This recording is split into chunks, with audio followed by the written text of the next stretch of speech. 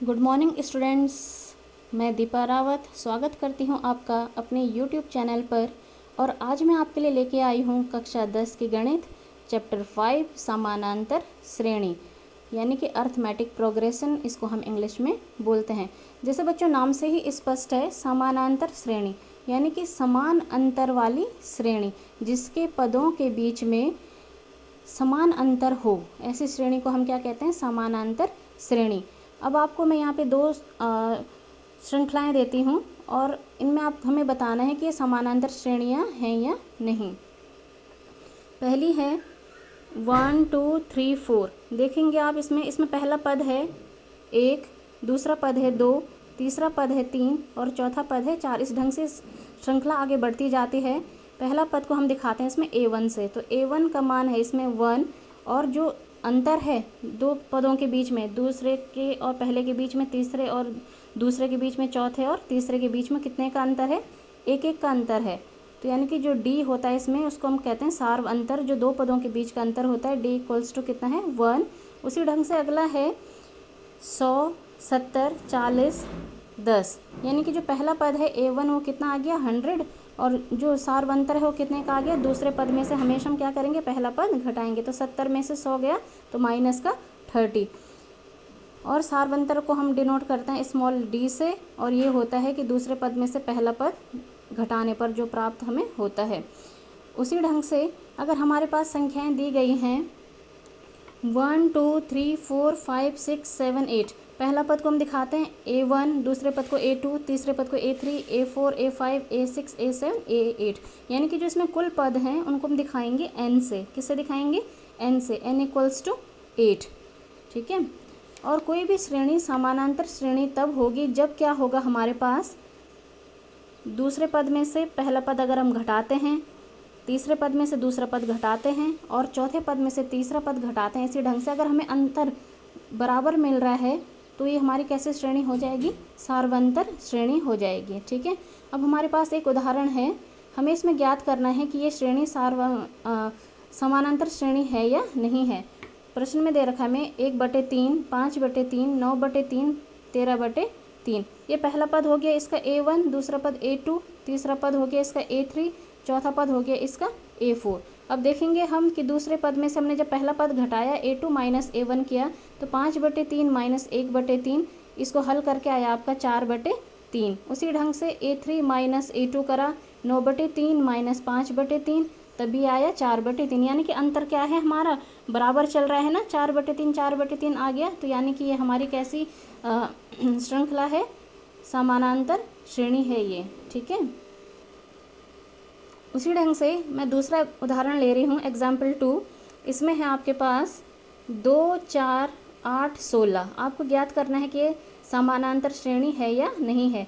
ये A1 हो गया पहला पद, A2 हो गया ये दूसरा पद, A3 हो गया तीसरा पद, A4 हो गया ये चौथा पद। तो A2 माइनस A1 किया तो 4 माइनस 2 यानी कि 2 आया। फिर अगला निकाला हमने A3 माइनस A2 किया तो 8 माइनस 4 4 आया। यानी कि सार्वंतर यहाँ पे क्या है? बराबर नहीं चल रहा है। तो ये क्या है? हमारी AP सीरीज नहीं है। ठीक है बच्चों, ये तो था इसका बेसिक कॉन्सेप्ट। अब हम आते हैं प्रश्नावली 5.1 पे। इसमें क्या दे रखा आपको? निम्नलिखित स्थितियों में से किन स्थितियों में संबंध संख्याओं की सूची AP है और क्यों? हमें बताना। में बहुत सारे केसेस दे रखे हैं, इसमें बहुत सारे पार्ट्स दे रखे हैं इस क्वेश्चन के। हम यहाँ पे केवल 2 पार्ट्स लेंगे और उनको हल करके मैं आपको बताऊंगी। तो पहला है आपका, प्रत्येक किलोमीटर के बाद का टैक्सी का किराया, जबकि प्रथम किलोमीटर के लिए किराया ₹15 है और प्रत्येक अतिरिक्त किलोमीटर के लिए किराया ₹8 है।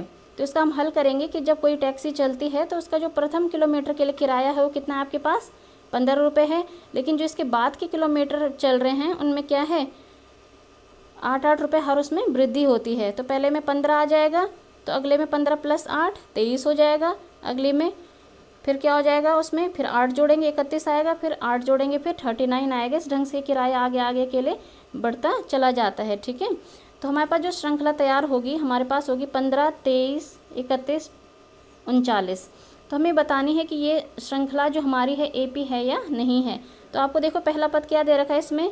15 और दूसरा पद हमें जब इनके बीच में क्या करेंगे, मैंने क्या बताया था कि आपको सर्वप्रथम सारवंतर ज्ञात करना है ना। सारवंतर कैसे क्या ज्ञात करेंगे, दूसरे पद में से पहला पद घटाया, 23 - 15 8।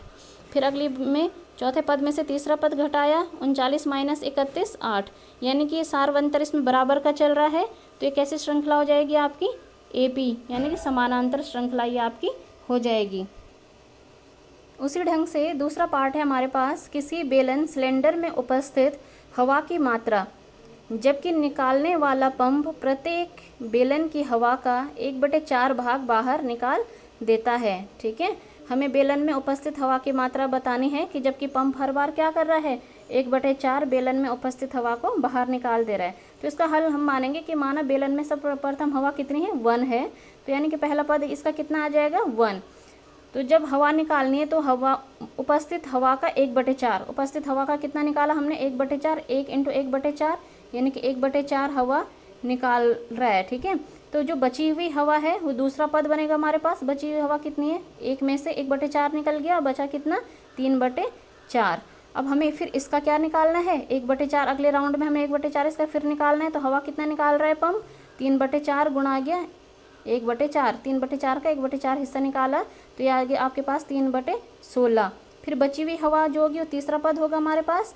बची हुई हवा कितनी हो जाएगी, 3/4 - 3/16, तो ये 9/16। फिर हमने इसका 1/4 हिस्सा निकालना है, 9/64 आएगा, बची हुई हवा चौथा पद हो जाएगा। इसी ढंग से आएगा, तो जो हमारे पास श्रृंखला तैयार होगी वो होगी आपके पास 1, 3/4, 9/16, 27/64।